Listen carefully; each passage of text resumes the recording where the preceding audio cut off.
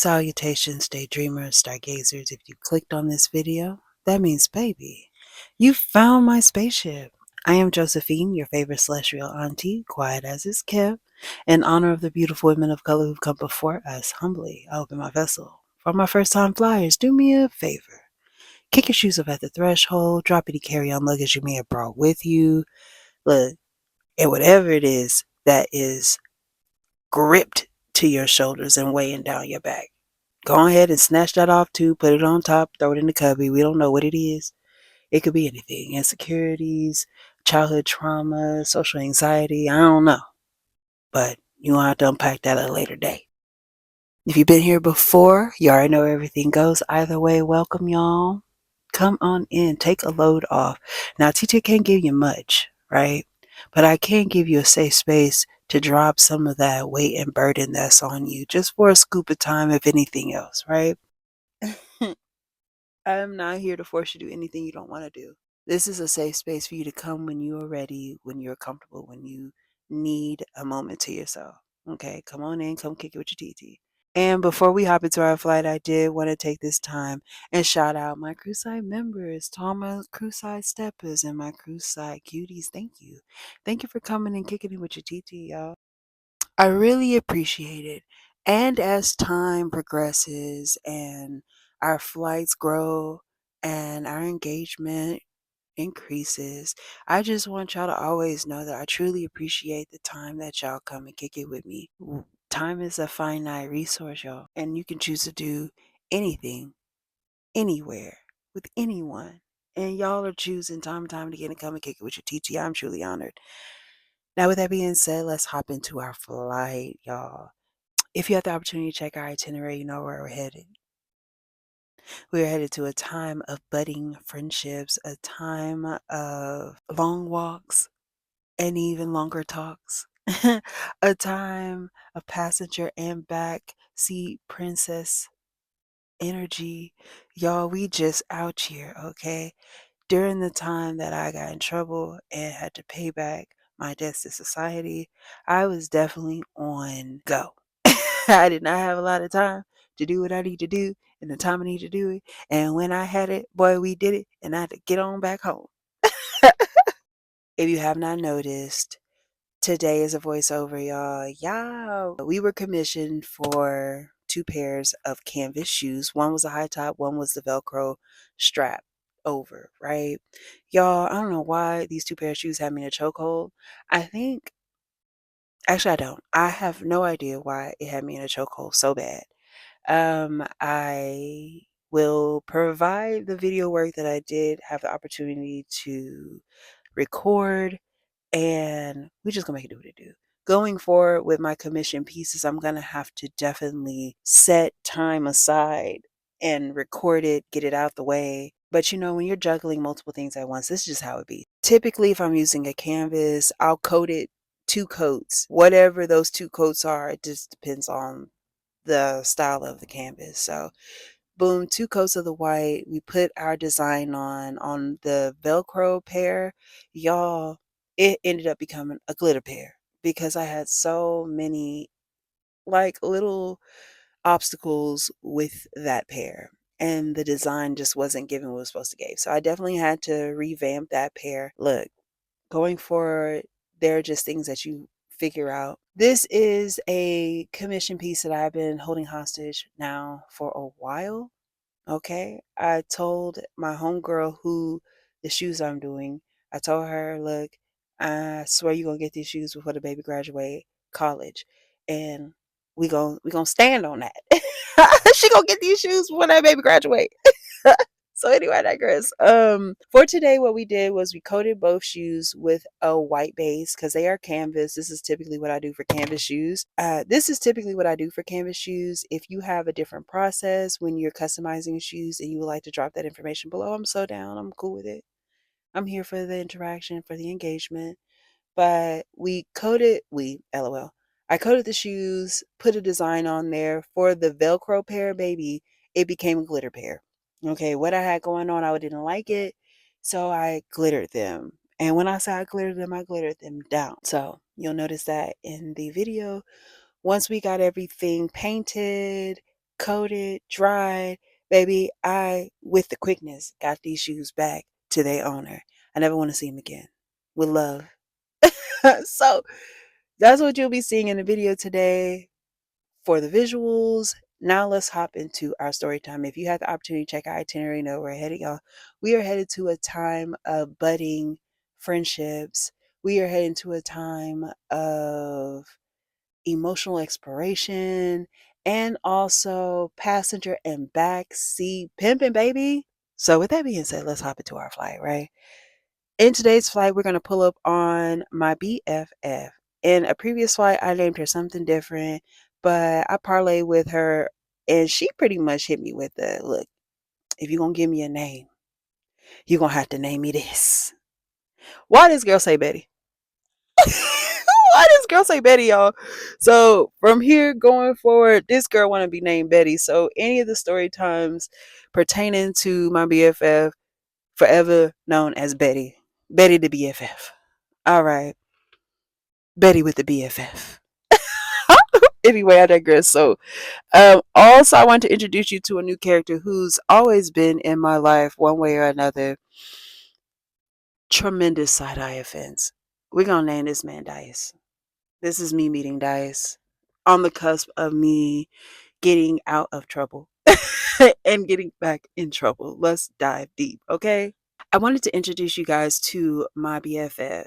I mentioned her in previous story times, but I wanted to give you like a surefire episode, just diving into how we really truly became as close as we are.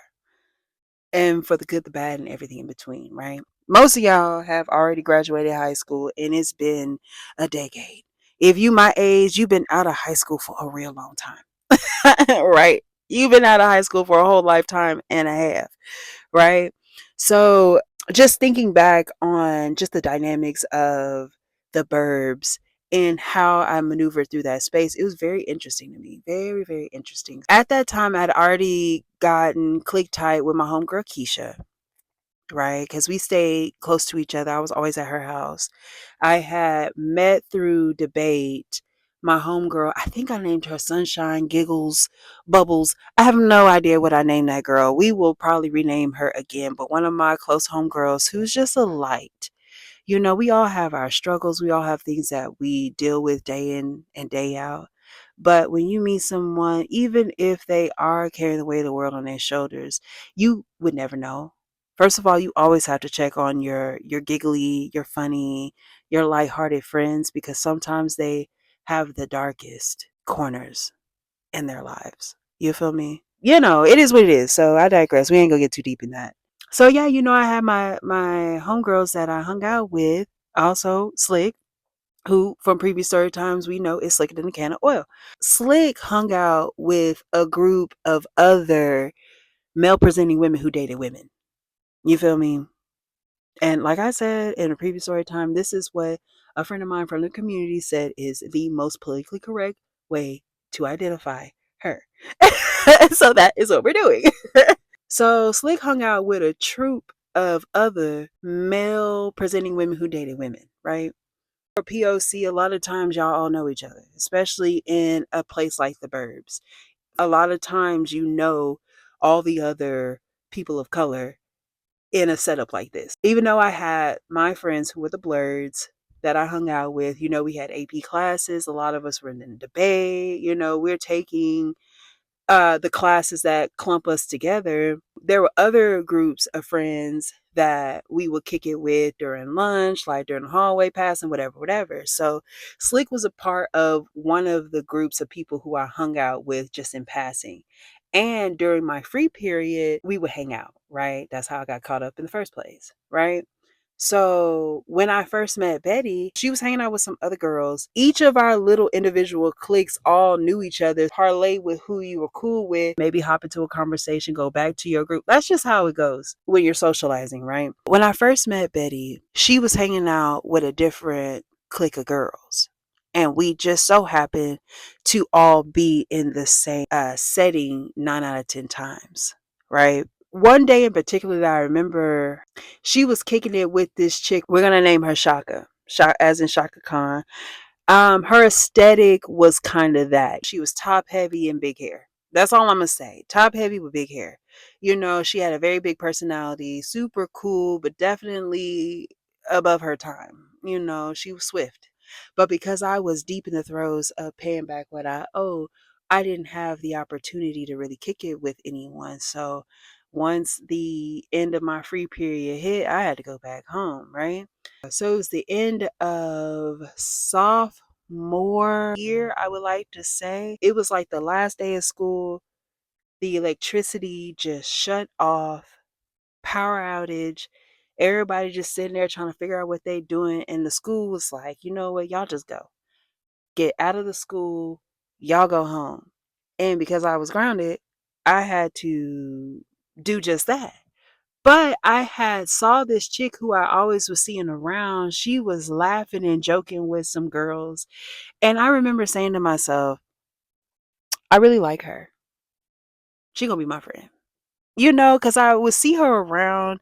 She was really funny. And you know how it goes. Like, I'm in my group of friends. She's in her group of friends, but we all know mutual. So while we're all talking, she would say something hilarious. And I'm open mouth cackling all the way on the other side because that was funny. She's funny. Y'all, that girl was hilarious. So in the back of my mind, I'm like, oh, she's cool. I don't really know her like that, but we gonna end up being cool. So fast forward the next year, once again, my free period is at the end of the day. So her and I, we end up running into each other in the hallways because of our mutuals being Shaka Khan. It gave me the entertainment and it piqued my curiosity the way that a curious Josephine can only be piqued. I would always hear about stuff that Shaka Khan had going on. And because Betty was with Shaka Khan and Slick and the Bucket of Bolts that she used to kick it with, it was just like I just kept seeing her around. Well, fast forward the next year, we end up kicking it heavy. And because we had the same off period and the same lunch period a lot of times, we just found a way to connect and we found a way to be friends. And that led to us linking up our final period. We would go kick it with this little duck off behind the school, or we found ourselves at the thrift store or the antique shop. Y'all, when I tell you we would be up in that antique shop day in and day out, looking at all the new arrivals. It smelled like, I ain't gonna lie, this antique shop smelled like old people.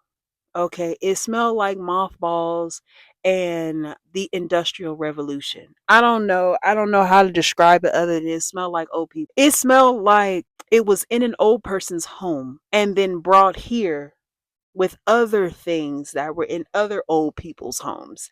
If you know what I mean, but we loved it. We would go in there, mess with the old record players and cassette players.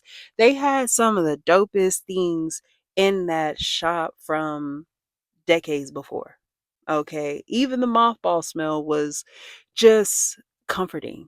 All right. They had old jewelry, old dresses, shoes. And I mean, if you've been to an antique shop, you already know how it gives. But for people like us who were sheltered, let's just call spade a spade. Both Betty and I came from shelter households. This was fun. It was exciting. It was a way for us to have some freedom to ourselves and not get in trouble at the same time. Look, because one thing I know about myself is getting in trouble is my middle name, and playing too much is my game. Clearly, because when I tell you about some of the stuff I've been up on since then, you would know. But I digress. So every other day, we are at this thrift store, right? Now, also what happens, we noticed that there's this another fellow that we were cool with. He was on the track team. Little swift dude. Okay, he was little and swift. So I guess we'll call him Swift. We're not gonna go deep on these names today, y'all. So we met Swift because he was on the track team. And Swift worked at the CC's down the way. So on our off periods, after we didn't went antique shopping, went over to the little shop over there, bought us some little this, little that. We would hit up Swift, and Swift be like, "Yo, I'm over at the CC's. I work today. Y'all come through. I'll make sure you get what you need." Da da da, booty boo. So, like a promise kept, we would hit up Swift, and on the days that we were off, guess where we went, y'all? We went up to that CC's. We went thrifting, and we went to that CC's. Okay. Whole nother story dealing with Swift. We found out a whole bunch of diabolical stuff about that little man. But it is what it is. Child. Seeing him in later life where we saw him. Child, you know, take your ass out somewhere, Swift. But that's a story for another day. But anyway, this is just our routine. We both came from families that moved around a lot, so we had heavy feelings and nowhere to express it without feeling persecuted or feeling like, I'm tripping about something. A lot of the time that we spent together was us exploring our emotions, just expressing how we felt. And y'all, the way that we would be up in there on that Afro emo stuff, y'all, we were just emotional. We were emotional. We knew we wanted so much for ourselves, didn't know how to go about it. We felt restricted by our parents. And also, we knew that the world was really big. Okay. We didn't know how big it was for real, but we knew that this world was big and scary, but we wanted to be out there, right? And we also didn't realize how pretty we were. We thought we were overweight and unattractive. And the reality was, yeah, we were a little plushy, but we were neither unattractive or overweight. But like I've said in previous videos, and I've said in passing in real life, you know, the suburbs and the places like the suburbs will have you out here thinking that you just ain't nothing but a bag of trash that fell out the trash can and is on the side of the street. And you have to constantly remind yourself that, look, I am more than what y'all say I am. And that's anywhere. My experience was in the suburbs, but this is anywhere. My who I am is not defined by who you think I am. And that's a lesson that I have struggled through. It has taken me decades at this point to really accept that about myself. And if y'all are listening, accept it now. Accept it now. Don't whatever you think negative about yourself, you know, assess it for what it is. If it's something that can be changed, like if it's a personality flaw or like a physical flaw that can be altered or manipulated to be better for yourself and the people around you who you love, do that. But there's just some core things about you that are okay. It's okay. And people who got some weird stuff to say about it, their reasons are not your concern. But I digress. Look, I just be having these little nuggets in the coin purse every now and again. Sometimes I sprinkle them out. Sometimes I just hold on tight to them because I know the person ain't listening. But anyway, I digress. So that's our setup. In and out, time and time again, this is what we're doing, right? So boom. Over time, this is legitimately becoming my best friend. The way that we're socializing in our group is reflecting that. We're all close. Everybody has their best friend and then their secondary, but you know what I'm saying? You know how it go in these groups, especially for girls, right? So that's what's going on. These are all my best friends, but this is my best friend. You feel me? Ultimately, she ends up moving or whatever, but because of how affected we both were by moving around so much, we stayed in contact. I did not care where she was. I was gonna pull up on her, and like a promise kept, that's what happened. Also, one thing to know, our parents did not play with spending the night. I didn't start spending the night at my homegirl's house until I was almost graduated from high school, quite as a kid. But that's just how it was. And all my friends was on that. We don't do no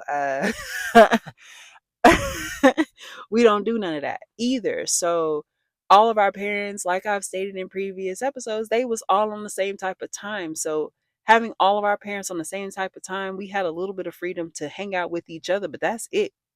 Y'all can hang out with each other, but y'all not going nowhere, was the energy. And I don't think that's wrong for reasons that we will have to talk about another day, but I digress. So over time, we're kicking in. She's informing me about all the stuff she got going on. Well, during this time, she was dating somebody, right? And, curious me, I'm like, oh, that's what's up. She telling me about the this and the that about the dude. And then she let me know that he got an older brother. And she was like, look, friend, I ain't gonna hold you. You could talk to anybody else, but this brother. And I'm like, why? Why? What's the problem? What's wrong? And she's like, he's terrible, is why. And I did not care about nothing she was talking about. My curiosity was piqued. So I'm like, he can't be that bad. She was like, he's that bad and worse. And I'm like, well, dang. Well, let me talk to him and let me assess it. She's like, friend, I know you by now, and I know that what that truly means. And I'm like, come on, it's not gonna be that bad type energy, right? One day we're chopping it up. We do the four-way call. She's talking to her boyfriend, and I'm talking to her, and then his brother jump on the line. We're gonna call the brother Dice. Dice jump on the line, and Dice is funny. He is funny. One thing I love is a funny dancing man. Okay, if you are funny and not like you're trying too hard to be funny, but like if your sense of humor strikes a chord with me, you got me. You make me laugh, you got me. You can dance a little bit, you got me. And you can cook. Oh, you got me. I'm had. I've been duped. So chopping it up with them on three-way is, or I guess four-way. My friend is just like, don't do it. Don't do it. He's absolutely terrible. Don't do it. Talk to anybody else. Just not him, Josephine. Don't do it. And I'm just like, but what's the problem? What's the problem? What's the problem? So, long story long, over the course of the next like couple weeks that we're chopping it up, I'm hanging it out with my homegirl. We're going to all these random places. Child, with my homegirl Betty, I then found myself one time at a Meeky Fleeky Kojic church. Y'all, I did not know I was gonna be up in that mug. Maybe that's a story time for another day, but it was wild. It was a wild experience. But we're just experiencing all these things with each other. Like I can't tell you how many things we didn't got, how many situations we didn't got into. We didn't got into, but just know. So, so I'm on the phone with her and she's like, I don't know about this one, friend. Talk to anyone else. Like he got cousins, he got friends, he got this, he got that, but you don't have to talk to him. And I'm like, look, let me just see for myself. So long story long, she did not want to give me that man number. But he got on the phone one day and gave me his number. We start talking. We're chopping it up. He's funny. I'm telling you, y'all, once I gave that man my math and we started texting and talking nightly, it was over with. He was hilarious. Now, legend has it that he was definitely in those streets. He was definitely a hood ninja with black Air Force energy. He definitely had that spirit on him. But when he would kick it with me, he was cool. Like I didn't have no issues with that man. And over the course of us talking, we're getting to know each other, and he starts telling me that he needs his hair done. Now, mind you, I am braiding hair, but I'm not doing all the tricks and trades of the hair variety. I'll keep it a buck with you, but I knew how to braid it down. You want that the front half of your head braided down with a ponytail in the back? I got you. Anything else? I don't know about that. But anyway, so we're chopping it up enough to where he's like, can you do my hair for me? And I'm like, I don't mind doing your hair. It's just I don't have a car. You mentioned you don't have a car. He was like, don't worry about that. I got a homie. Remember this homie. I got a homie who can come and scoop you. You know what I'm saying? I'll make sure you get to and fro safely. I wanted time to kick it with you a little bit while you're doing my hair. And I'm like, okay, that's totally cool. We'll make it happen. Now, two small hiccups about this. First being, this is a boy, and he's essentially saying he's going to pick me up in a car and bring me to his house to do his hair in a town I don't know, never heard of. for an undisclosed amount of time where my parents may or may not know where I am. Clearly, I thought this through because I trust him, and he obviously wouldn't put me in a situation like that, is what my mind went. And just like that, I could have been another true crime episode. Because ain't no way I should have been trusting anybody to come and get me and not tell nobody where I was at. Y'all, do not do things like this. Someone needs to know where you are at all times. All times. I don't care if it's a best friend, a sister, a cousin, a brother, a niece, a nephew, grandma. Somebody needs to know where you are because life is sticky and a whole bunch of people are coming up missing. I digress. But he was cool. And what did I do, y'all? Y'all, I gave this complete stranger who I've never met in person my physical address to where I lived. He came to scoop me. No one knew where I was. I didn't even know where I was. And this is why you got to be more careful, y'all. But let's go ahead and dive into these. So he pull up, no one's home, it's just me. I see him out the front window. I bop on out, and I notice that there's a girl driving. Y'all, let's talk about it. I sit in the back behind him, and him and I are just chopping it up. Because I'm sitting behind him, I have a clear view of homegirl. Homegirl is not saying a word, baby. For the sake of this video, we're gonna call baby girl Mug. Because if looks could kill, baby, everybody in that Mickey Fleeky car would have been dead. Dead, y'all. Gone, deceased, decreased. No longer with us. Now, I would have been like, antennas tail, let me get out this car, I'll holler at you later. But back then, I'm thinking it could be a barrage of things. She could have had something going on in her personal. I don't know their relationship, but him and I are talking. Clearly, he wouldn't put me in a position to be in front of somebody he was talking to. And based on the conversations we were having, it didn't seem like he was with anyone. You feel me? So, anyway, I digress. So we're driving. Now, mind you, as I stated, I did not tell anybody where I was going. So when I say we were driving for 30 minutes on back roads, not a highway being used, look, it could have definitely been a sticky situation. Okay. Ain't to put a stamp on my age, y'all. This is before GPS on your phones was a thing. Okay. We had MapQuest if you were fancy enough to have a big old brick in your car telling you which way to go. Most of us either knew where we were going before we left the house, or we had, if you were me, a slip of paper with the step-by-step directions most times if I was going long distance. But I really wasn't going outside of the burbs for real for any of the errands I was doing. But I digress. So we're driving. I have no clue where we are. Finally, we make it to the house. Now, the entire time that we're in the car, let me state this. I'm trying to talk to Dice. Homegirl's knuckles are as white as the fallen snow. Baby, she was gripping that steering wheel so tight, and I'm just like, noted, kinda. I see it. I'm not gonna say too much. I'm trying to reel her into the conversation. I'm trying to figure out what's going on with Mug. And it seemed like the more I said to her, the more irritated she was getting. So after a while, I just stopped talking, and then, actually, let me be clear, the music just got turned up. Ultimately, the music just got turned up. I don't remember who did it, but I would not be surprised if Mug was like, I ain't trying to talk to this bride. I digress. We pull up, we go inside. Cute little house. In my mind, I'm thinking the parents are either going to be here soon, or they're here in the back. So I'm on my best behavior, right? My parents raised me right, even if my decisions go left time and time again.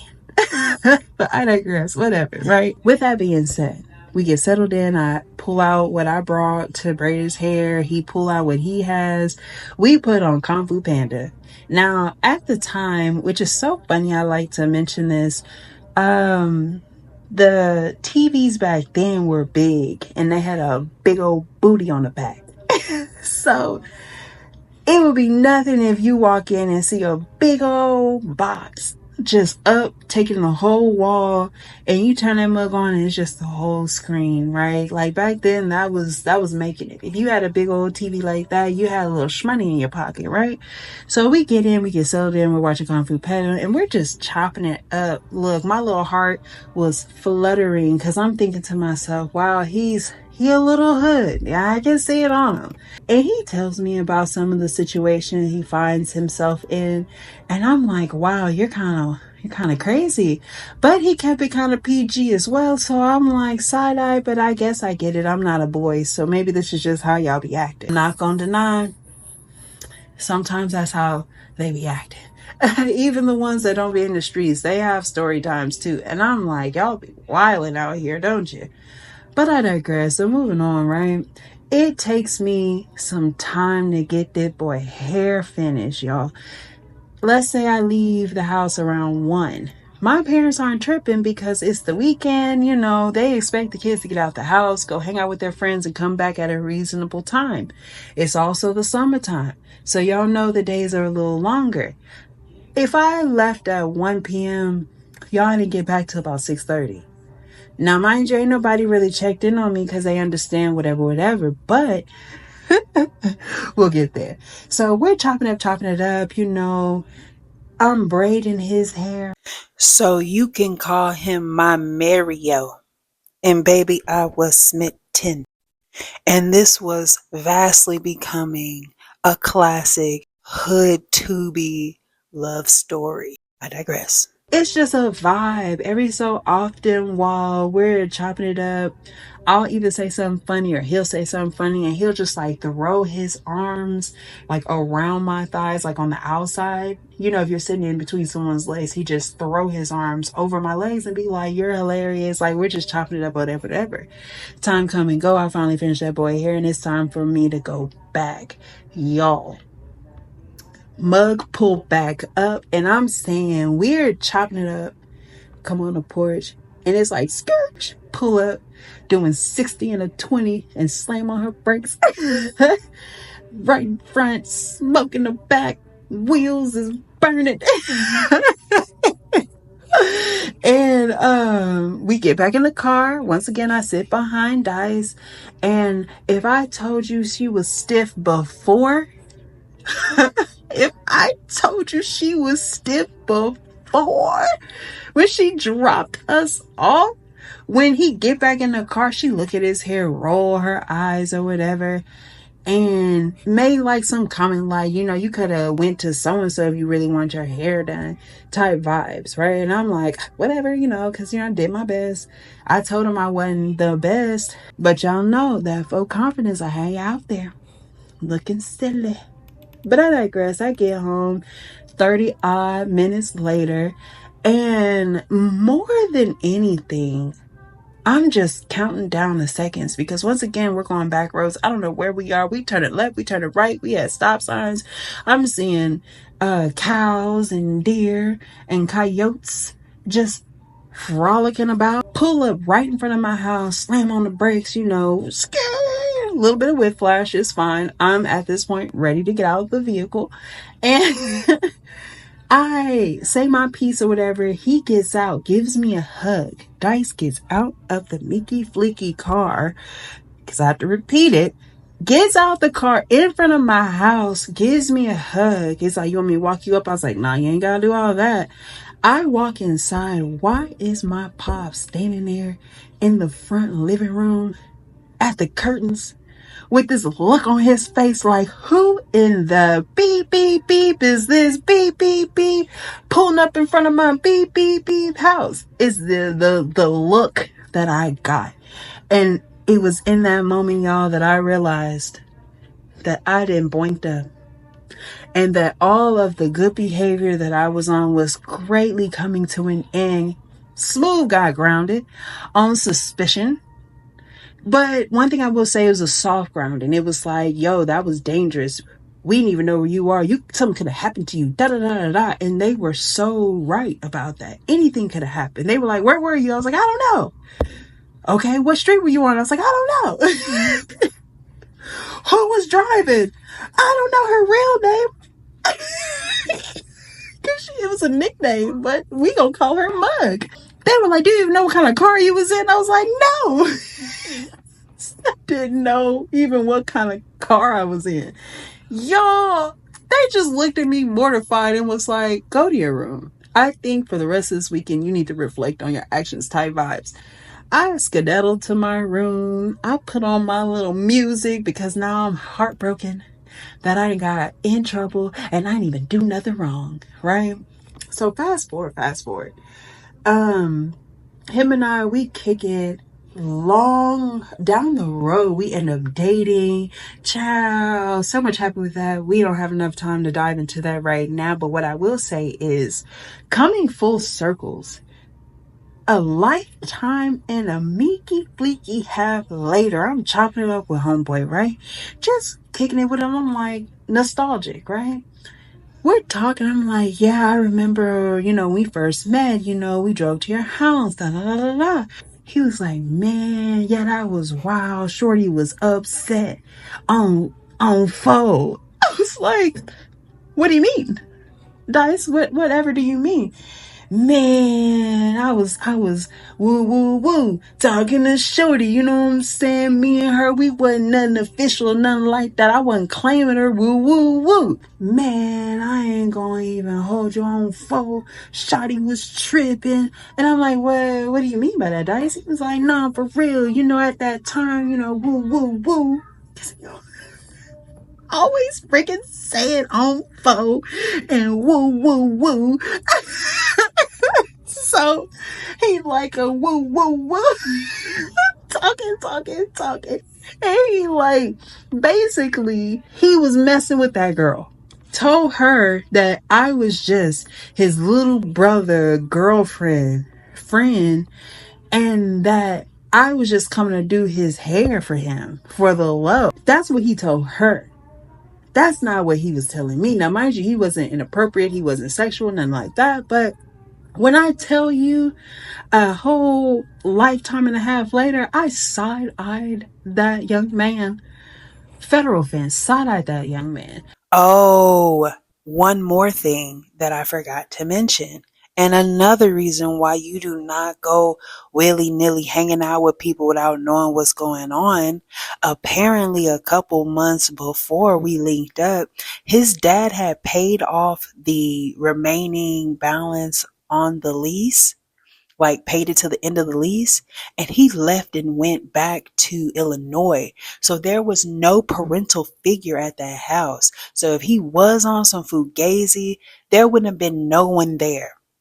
None, not a single soul. It would just be me, him, and his homies if they was on some fugazi. So keep that in mind too, y'all. I completely forgot about that, to mention that. And also, why did you tell me this a whole lifetime and a half later? That should have been disclosed at the time. But when you're young, sometimes you might not even care about it. It is what it is. More privacy for you, whatever. But just keep that in mind, y'all. But honestly, I am not surprised because some of the situations I ended up in with this individual was just wild, y'all. It just made no sense. But I say all that to say, if you decide that you want to go out with anyone, please make sure someone knows. That's it, that's all. Do not be out here passenger princessing and backdoor pimping in somebody's vehicle and you don't know what they got going on. You don't know what's in the car. You don't know where they're going. You don't know who you got in the car with you, what their intent is going forward and coming back. Like, I can't count how many times I've either heard of somebody either getting done dirty with people they were riding with or ended up self-kidnapped, self-included. Y'all, I am not laughing at this because it's funny. I mean, I can find humor in it now. Prepared, head on a swivel. If something is weird to you, if someone around you is acting weird, I need for you to take that as a sign from your ancestors to get up out of there, okay? There's a reason why you get that rock in the pit of your tummy when you're doing stuff and you're like, I don't know about this. There's a reason why the hairs on your body start to stand up when you sense that something is not right or something is afoot. Please follow your intuition. I have been covered because some of the stuff that I landed up in could have ended bad. Okay. I'm not here to be preachy. Okay. Because I feel it coming on me. I feel like I did somehow found a soapbox and stood on it. But I do want to stress, y'all, a situation can turn on you any given moment. Please be mindful of those types of things, right? If you have someone in your camp who challenges your decisions with concern or worry for your safety, keep that person in your camp. There's a reason why we align with people who have our best interests at heart. There's been times where I went against great counsel and ended up in some sticky, icky, dicky situations. So just be careful. Okay. And for my younger audience who have found their way over to TT's spaceship, I understand that there'll come a time where you are ready to jump off the porch, ready to jump off the nest and find your wings. Please practice discernment. Please allow for that natural alarm that triggers in your body. Please listen to it. It can be the difference between life and death. That's all I gotta say. That's all I gotta say, because we're not all lucky enough to survive these unfortunate situations that can occur. That's it. That's all I'm saying. Look, TT just been through a scoop of stuff in her life, and I just want y'all to be safe. Tis all. Okay, I just want you to be safe. Nothing more, nothing less. With that being said, y'all, we have reached the end of our flight for today. I don't want to be too long-winded. Like I said, thank you all for spending this time with your girl. TT understands that this is a finite resource. Time, that is. And for you to decide time and time again that you want to come and kick it with your TT, I'm so thankful. With that being said, y'all, have a wonderful day. I truly appreciate you. And thank you for kicking it with your TT. If you haven't done so, go ahead and collect your things. And we will see you next flight. Y'all have a good one. I am sorry, my mentor. I have failed you.